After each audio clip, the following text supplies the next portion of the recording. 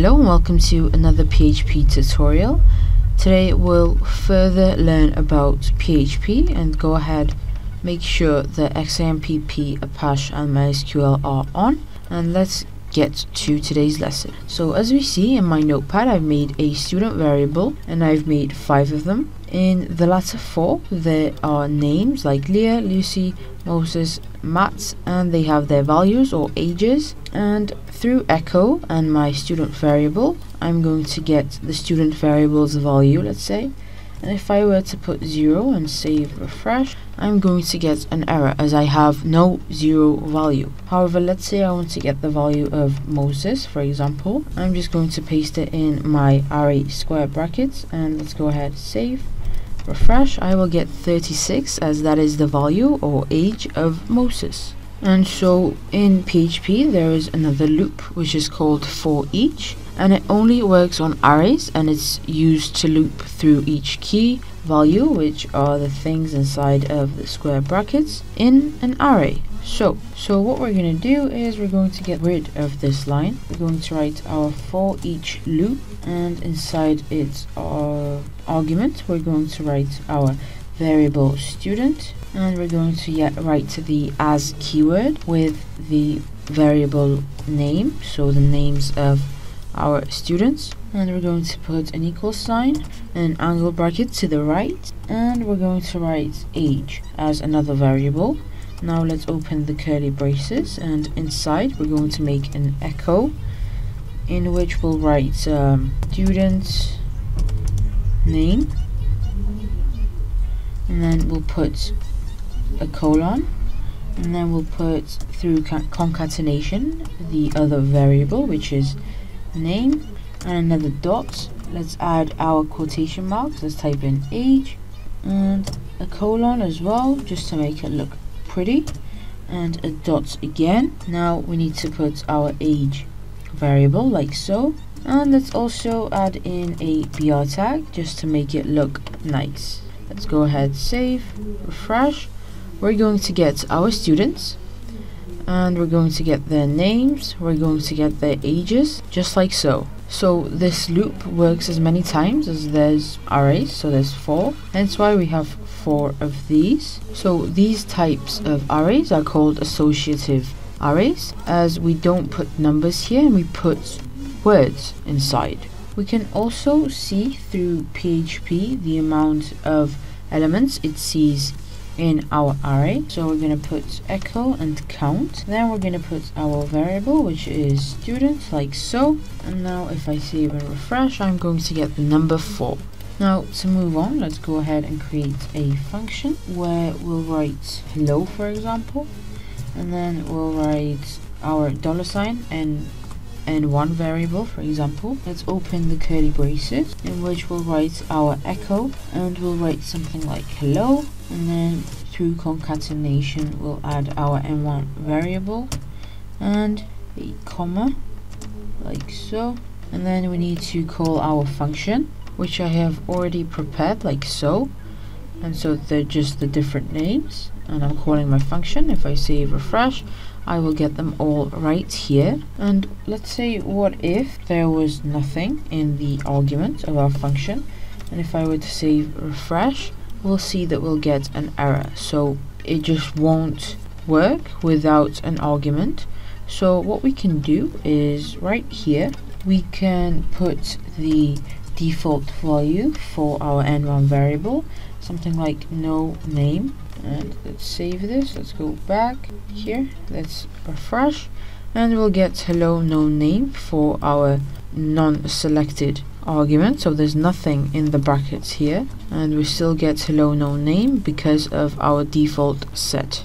Now to move on, let's just go ahead and create another variable with the name of f name, for example, which is file name. Let's make a random file like simon.txt. Then let's make another variable with edit, and we're going to write fopen with our fname. So what fopen does is it's a function which opens a file or URL. So that is what we're doing right now. We also need to put what we want changed inside. So let's say I want W, and then I'm gonna write or die, where we'll put something like failed to make file, for example, something like this. So this would be brought up if there was like no space in your computer or wherever you're saving it. And the last thing that we need to do is we need to write fclose and write our variable edit. Now what we're going to do is we're going to write our fclose. We're going to go ahead, first of all, before writing fclose, what we're going to do is we're going to write fwrite. Now we're going to write our edit variable like so. Then we're going to put a comma and type in, and we're going to write a variable like p2. Then right after here we're going to make our p2 variable, and let's write something like Charles Darwin, and then we need to put our semicolons like so. Then right here we're also going to write our edit variable. So if I was to refresh, we'll see nothing happens. However, right here in my folder I'm going to get assignment.txt file. Then if I edit it with Notepad, I'm going to get Charles Darwin. Now I can also add another variable value, so I can write Shakespeare, which I'm not sure how you spell, like so. And I'm going to go ahead and copy this, paste it down below, save, refresh. Let's open our assignment.txt. I'm going to get Shakespeare as well right here with Charles Darwin. And we can't put any BR tags or anything like that, as assignment.txt is not an HTML file. So we'll just move it down. So to move it down, what we do is we put a dot, and we're going to add 2 quotation marks, a backward slash, and an N. Now if I save, go to our assignment.txt, we're going to see that they've been moved down. Now to move on, let's go ahead and create another variable, and let's just name it file this time around. And let's go ahead and open our assignment.txt through fopen, and then we're going to write the letter R like so. Now what we're going to do is we're going to write our edit variable. Inside we're going to write fread, in which we're going to write our file variable, where we'll get the file size of assignment.txt, and then we need to write fclose, which is our file, so our newly made variable, and then through echo we're going to get our edit. Let's save, refresh. We're going to see Charles Darwin and Shakespeare, and the things in our assignment.txt have now been displayed in our PHP file. Now let's say we have a problem where we want to get these 4 displayed plus with the Charles Darwin and Shakespeare authors. However, what we're going to see is when we save, when we refresh, what we're going to see is that everything in our assignment.txt disappears and Charles Darwin and Shakespeare appear. So what we need to do to solve this is basically add comma and a space like so, and then we need to type this same thing here as well, and a dot here, and we're gonna do the same exact thing with the second one as well, like so. And for Shakespeare I'm going to add a comma like so. Let's go ahead and get rid of this part though, as we only need it for our first one. Let's go ahead and change this W for A, which is append, and then let's open up our assignment.txt, in which we'll write the values that we had before, so these 4. And the last thing that we need to do is add a plus next to our A, which basically states that to our assignment.txt file values will be added these 2 authors. And let's just go ahead and check our code to see if there's any mistakes. And yeah, this dot is a mistake. And let's save this, let's refresh. We're going to get all of our authors right here, the 4 from before and our 2 from our PHP file. And also right here, if I click on yes, I'm going to get all of the authors or texts. Let's talk about file size.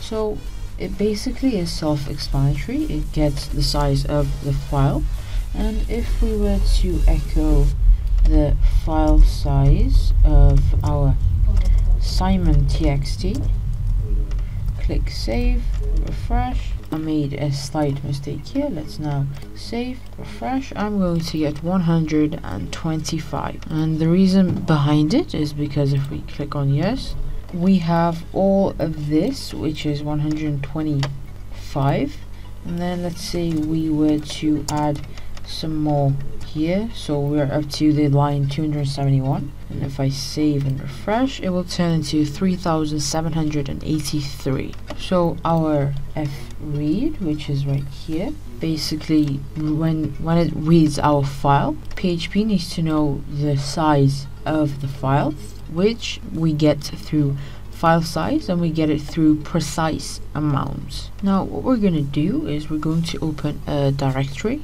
and we're going to do this through making a new variable like dir, so dir, and we're going to use the open dir PHP function, which basically opens a directory handle. So we're going to write open dir, and in brackets we're going to write a dot and a slash, which means that we'll get the folders directory. We can put a specific folder name like folder 1 for example, or whatever your folder name is, and PHP would look for files in that specific folder.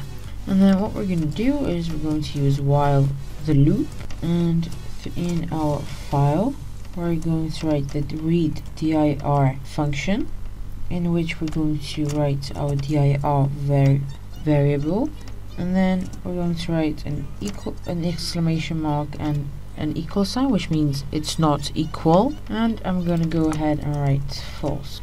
And I'm going to go ahead and open my curly braces, in which through echo I'm going to go ahead and type in file name, a colon, I'm going to put a space here and a space here, we're going to put a dot and our file variable, then another dot, and I'm going to write a br tag just so our files are lined up right after each other. And now through close dir, we're going to close our opened up folder. Now let's go ahead and just comment on this code right here like so, and let's save this. Let's also refresh.